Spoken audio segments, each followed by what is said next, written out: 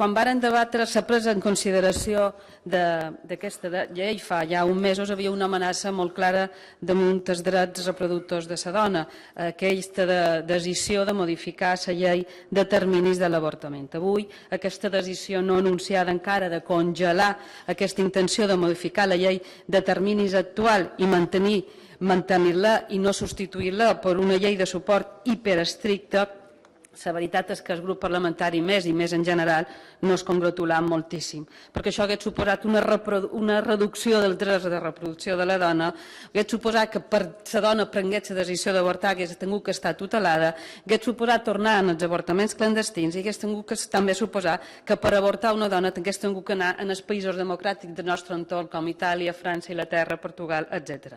Donant, per tant, l'enhorabona en el moviment feminista que ho ha aconseguit i estan molt orgullosos des de més d'haver participat en aquesta lluita.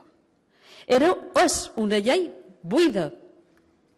Una llei buida, no dona cap dret. Quan aprovem aquesta llei, demà les dones embarassades d'aquesta comunitat autònoma no tindran cap dret. Tindran dret a ser assessorades. I encara no sabem per qui, però unes ONGs que el govern decidirà. No sabem per qui, no tindrà cap dret. Me'n digui un. S'han reduït recursos mentre se discutia aquesta llei. El full d'informació d'assessorament juvenil, el PAS, ha desaparegut. Se fa una reforma laboral en què la dona embarassada queda desprotegida. Si abans no se podia acomiadar una dona embarassada, ara amb el contracte de pràctiques que dura un any, s'han despedit. I les dones han anat fins al Tribunal Constitucional i el Tribunal Constitucional els ha dit no, és la voluntat del legislador. Una cosa és que s'acomiadi i l'altra és que l'empresari considera que no és adient. I s'han despedit dones embarassades perquè s'han quedat embarassades en un contracte de pràctiques. Mentre s'estava discutint aquesta llei en aquest Parlament, tot això succeïa a l'estat espanyol. Vostè nos diu, ¿quién puede estar en contra de informar a las mujeres en cuanto a embarazo? ¿Quién? El Partido Popular. El Partit Popular, que tenia damunt la taula del govern una proposta de derogació de la llei de drets sexuals i reproductius de la dona que precisament parlava de la informació. Qui? El Partit Popular. Vostè diu que una de les grans propostes del Partit Popular, de les grans avantatges del Partit Popular, ha estat que, per lo de la conciliació de la vida familiar, ha ampliat dels 8 als 12 anys.